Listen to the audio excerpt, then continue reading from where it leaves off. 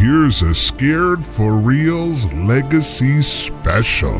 Hey, Chris O'Neill. Adam Perry. All right, 1984, a big year in cinema. I could have easily talked about Once Upon a Time in America. It's probably my favorite film from that year, but I'm going to talk about a film that is not brought up a lot in discussion, not until like a few years ago, but the 8-diagram pole fighter technically was made in 1983, but they had to reshoot a lot of stuff because of one of the tragic deaths of one of the main characters of the film. But it got released in 1984, and it's now considered one of the finest martial arts films ever made. The storyline is kind of based around historical folk tales about the quote-unquote generals of the Yang family. Now, this is like a huge compilation of plays and novels which features the household from the Song dynasty, which was prevalent from 960 to 1279. So we're going way back at them. Way back. Yes, the Yangs have been immortalized for their military exploits for, gosh, at least 1,000 years, yet they are relatively unknown outside of China history. Most of us aren't aware of it, but a decade earlier, the Shahs actually introduced the Yangs with the 14 Amazons. That was in 1972,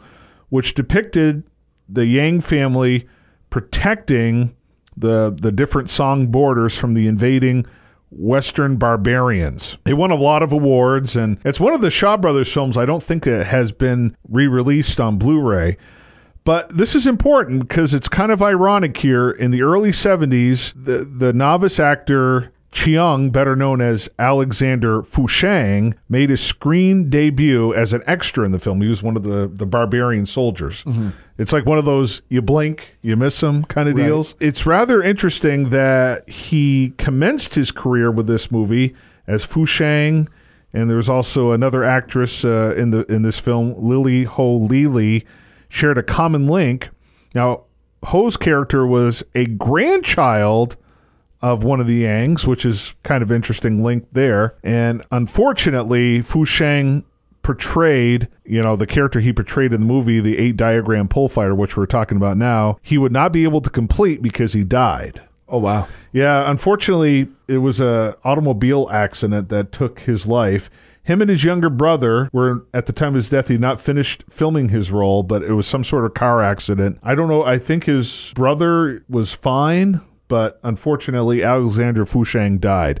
And him and Gordon Liu were supposed to share the climax of the movie together. Mm-hmm. Both of those two were going to kick some butt. Unfortunately, it didn't happen that way. But they portray, both Gordon Liu and Alexander Fushang, they play the two surviving brothers of this clan that gets completely destroyed. The patriarch and their older brothers all perish because they're betrayed by their own people. Oh, wow. It's interesting. The barbarians were able to get some of their own guys, and they tricked them into... And the interesting part at the beginning of the 8-pole diagram fighter, they're warned, hey, don't do this. This is a trap. And unfortunately, they all the older brothers and the patriarch die. Alexander Fushang's character goes insane while Gordon Liu's character escapes and becomes a monk. That's the basic plot of the story. The 6 sons return home but was severely traumatized, and again, he goes insane. But the youngest son, he goes into the monastery, and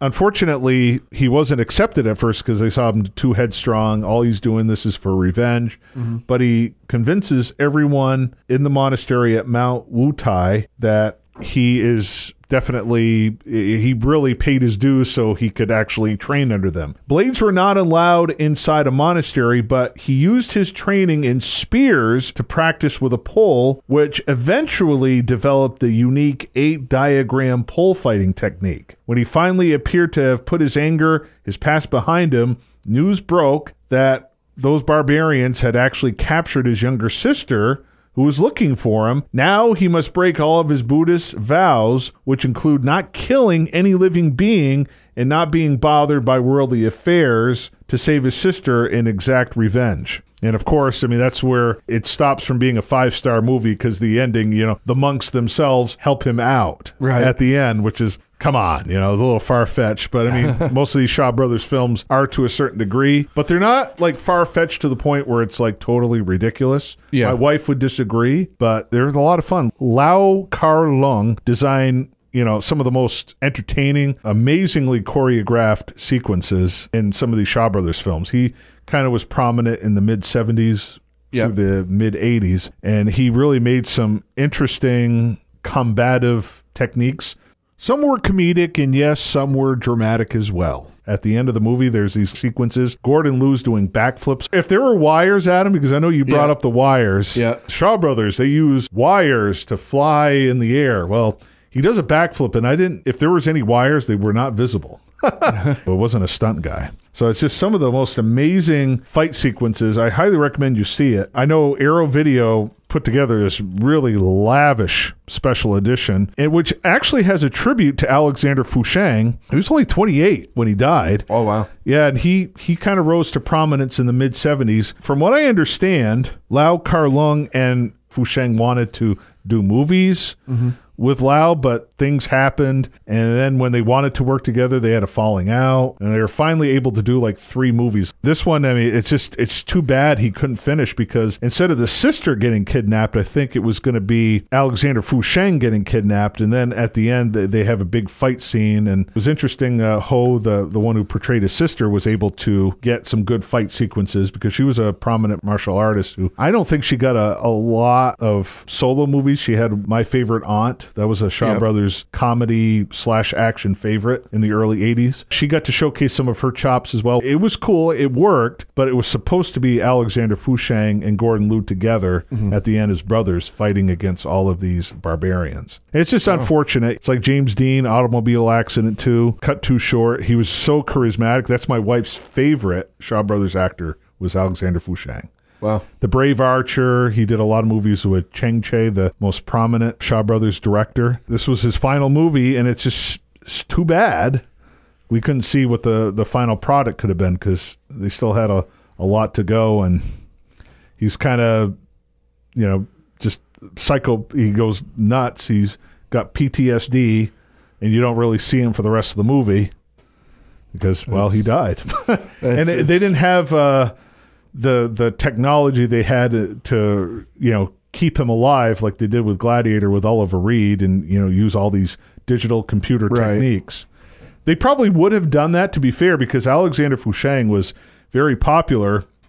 As a matter of fact, before the movie aired in theaters, or the movie was played in theaters, they aired a tribute to Fouchang. It commemorated the late actor. And they would show this short film before the 8 diagram pole fighter. So it's a lot of fun to watch. And again, Adam, I think you notably would have liked this. I'm going to argue, and I know you may disagree, but you haven't seen it, so you can't really comment on it. Right. Gordon Liu, it's unfortunate that Bruce Lee kind of hogged all of the limelight when it came to martial arts movies. And again, they're great movies. No one's debating that. But a lot of these other just as amazing martial art actors got less limelight than Bruce Lee, which is unfortunate. No, unfortunately, Gordon Liu didn't go to America at this point in his life. He did get a little career jolt when Tarantino, that was his favorite martial artist too. He loved the 36 Chamber of Shaolin, and he actually, if you watch Kill Bill again, watch this movie first, Adam, then watch Kill Bill. You'll notice a lot of the sound cues from the 8 diagram pole fighter are used in Kill Bill. A lot of the little sound effects, they came from this movie.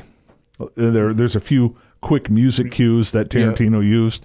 So, I mean, Tarantino loved Gordon Liu, not only in the 8 diagram pole fighter, but also in the 36 Chambers of Shaolin. Yeah, those are like the 2 big Gordon Liu movies in the Shaw Brothers. Dirty Ho's another one, but the guy had such quickness. He was so quick. He was athletic. Some of the choreography he was able to perform. I don't think he directed the choreography, but I don't think anyone could have executed as well. Bruce Lee would have had a hard time doing some of the stuff that Gordon Liu did. I mean, possibly. I'm just saying, just from watching this, it's unfortunate because I think Gordon Liu and Bruce Lee would have worked so well together. Right. And it's just, these sequences, these amazing action sequences, Adam, you've really got to to really watch this one. Yeah, and just one point I will comment on and make, as far as the Gordon Liu and Bruce Lee. The thing is you're probably absolutely right. This probably could have done circles around Bruce Lee in physicality, or well, at least matched him, or matched him. Yeah. But I mean, that's the crazy thing about pop culture, isn't it? Bruce Lee just managed to, when he came out, just grab a hold of an audience and and never let him go. I mean, and it doesn't mean that there weren't better or more entertaining. It's like the world's greatest guitar player debate. Ace Frehley is regarded as one of the most influential guitar players of all time, and you could name 10,000 guitarists who are light years better and more talented than Ace Frehley, but Ace Frehley just caught pop culture at the right time with Kiss, and that's how he's regarded. Same thing with Bruce Lee. You can make an argument for Jackie Chan, Jet Li, so many people who arguably outperform or match Bruce Lee in every way, shape, or form, but Bruce Lee is what pop culture latched onto at that time. Right. And that's what it is. The Shaw Brothers were starting to take the American audiences by storm in 1970, 71, and 72. And then Bruce Lee kind of came along, and 71 had a kind of an interesting success story with the Big Boss, and then it exploded even more. Mm-hmm. But I'm not sure how those action scenes were shot, but I know, according to one of the co-stars from the 8 Diagram Pole Fighter, apparently Lau liked to shoot the action sequences first. Mm-hmm. So what happened is the filming would continue on over into different seasons, into spring, into summer. But they had to pause, obviously, because of the untimely death of Fu Shang. Right. As with a lot of productions on the Shaw lot, there were stoppages for a variety of reasons. I saw that a Shaw Brothers executive commented that the beginning and ending production dates were based on the remuneration days, and any hiatus periods weren't customarily factored in. So, towards the end of the year, the day after Christmas in 81, Alexander Gordon and Lau commenced work on a new project, Cat vs. Rat. This venture had its own set of issues. There was an ongoing feud. There's a lot of rifts between actors and directors. Mm-hmm. There were injuries, too, that happened, too. There were many times that Alexander Fu Shang was supposed to work with another director, but he got injured. Mm-hmm. This was like, I think, the mid-'70s when he was starting to come into his own. He had to take lesser parts in a couple of the Shaw Brothers productions because he injured his leg. So there's a lot of injuries, so they had to pause for that on some of them. It's interesting. The 8 Diagram Pole Fighter was actually shot, some of the action sequences were shot in 1981. Mm-hmm. They stalled until like 1982, 1983.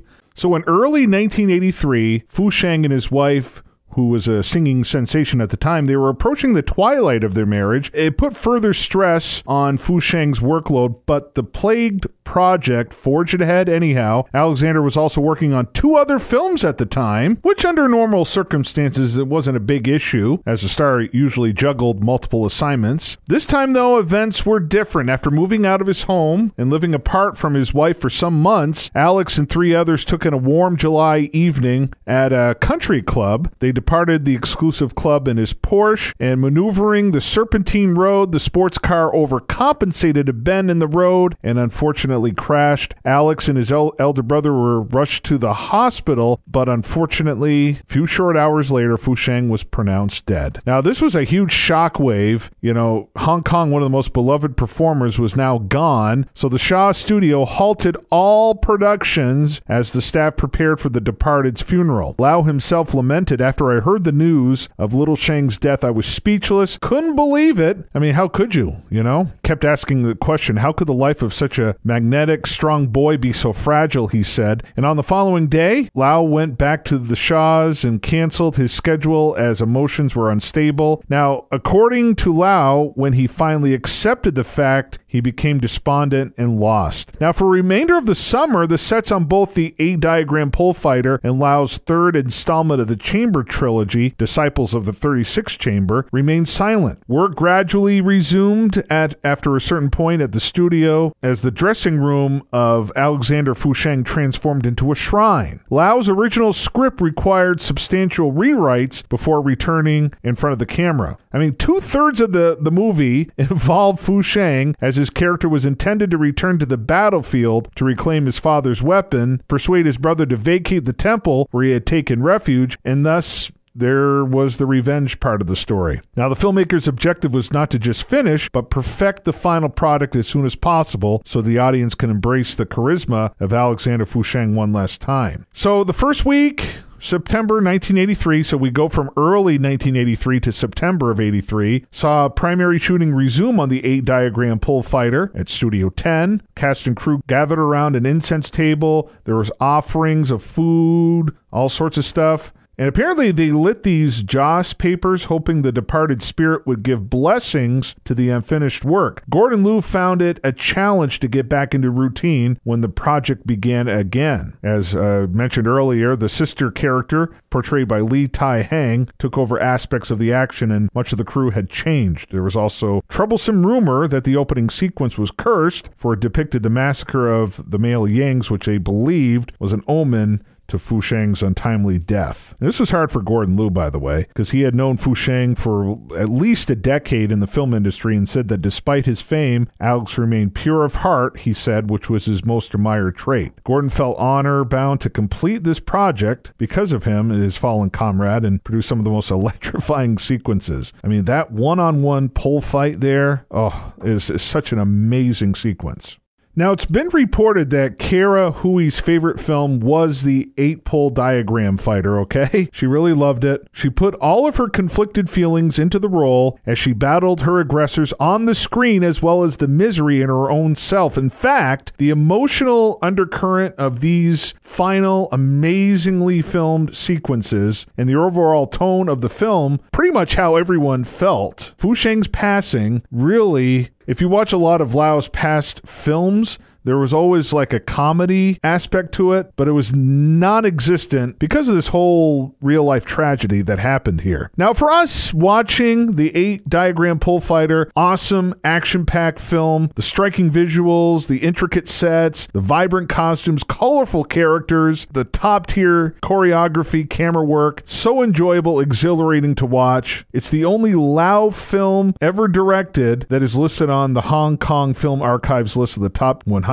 Chinese films of all time. However, for those who were involved, the dedicated fan base, this multi-layered project holds a deeper sentiment because of the untimely death of Alexander Fusheng. Now, another thing I didn't even bring up before, Adam, the Shaw Brothers studio was on the verge of extinction. The amazing thing about the Shaw Brothers, they once again showed everyone why they dominated the martial arts film industry to begin with. The 8-diagram pull fighter, a commendation to the mastery not only of Lau Kar-Leung and the miraculous cinema magic he created, it's the big finale, the grand finale for the talents of the Shaw Brothers studio itself. Oh, wow. So, yeah. It's quite the production. Yeah, quite the production. So they would shoot part of a movie, like the 8-diagram pull fighter was shot up to a certain point. They stop, they work on something else, maybe work on another project. They had to stall another one, and then you got like 3 or 4 different movies going on at once here. Wow. So some of the craziest action sequences you should see. I mean, if you're into martial arts films, and I don't know if you haven't watched the 8-diagram pull fighter, my question is why not? Especially now, it's accessible pretty much anywhere. You can buy this Blu-ray for like $20 or less in some cases, but I mean, it's back in the 80s and 90s, it was so difficult to find a lot of these martial arts films. And if you did find them, a dub from a VHS to a DVD, remember how bad those were? Yeah, they weren't even watchable. The quality was so bad. Now you get these pristine 2K, like this one has a 2K restoration from the original camera negative. So I mean, Arrow Videos has been doing, this was one of the 28 Shaw Brothers movies that they received in the past few years, and they've been able to give the 2K restoration. And some of them actually have a 4K restoration. The online nerds, why isn't it in 4K? Well, 4K costs more to make, and we have a lot of different podcasters that elaborate and give details why, how it's so much more expensive than a Blu-ray or a DVD. Right. Either way, you can watch it. The 8-diagram pull fighter is one that you should definitely watch, and you can just pause I don't know if a lot of Blu-ray players have it anymore. Remember the DVD, you could like have A and B and just watch that one scene loop over and over again. The ladder sequences when they're stepping on the poles at the end of the A-diagram pole fighter, if you just rewind, pause, it just blows your mind, the choreography in that movie. And Gordon Liu was just so athletic. Unfortunately, he had a stroke in 2011 that really affected, he hasn't really done anything since 2014. And he had to cancel a lot of his, anything past like 2012 he had to cancel. It's terrible. It's terrible. I mean, he's 68. He's still around, but that stroke definitely, unfortunately, put a kibosh to a lot of his movies that he was going to do. But it was great. And you get to see, I don't know how Uma Thurman keeps up with him in Kill Bill, because he plays two different roles in Kill Bill. He's the head of the Crazy 88s, and he's also Pai Mei in Part 2. So much fun. It was so charismatic. I'm glad he got to revive his career in the early 2000s. Sure. Because of that. You watch Gordon Liu in The 36 Chambers of Shaolin, Dirty Ho, and then you watch him in the A-diagram pole fighter. You should be so grateful that we have access to these, because now you can see why Gordon Liu was probably one of the finest martial artists ever in a film. And you unfortunately get to see what could have been with Alexander Fusheng, you know, with his final film. He was only 28 when he got killed in that car crash. But thankfully, again, between Shout Factory, 88 Films, and also Arrow Video, we have all of these amazing Gordon Liu, Shaw Brothers films that we can just watch over and over again and just be dumbfounded on how the heck he could do all of those stunts. All of those, how he could just stay in line with those choreography. They must have taken multiple takes. I don't know how many backflips you can do off a pole. Or movie magic. Movie magic, I guess. I touched on the 8-diagram pole fighter just a little bit when we talked about the Shaw Brothers Essentials, but since it's 1984 and the movie is literally 40 years old this year, highly recommend the 8-diagram pole fighter. And again, comment, tell us what your favorite martial arts movie is, or again, if you have a movie from 1984 that you love so much that you want us to talk about it, comment, reach out to us through Facebook, Twitter, Instagram.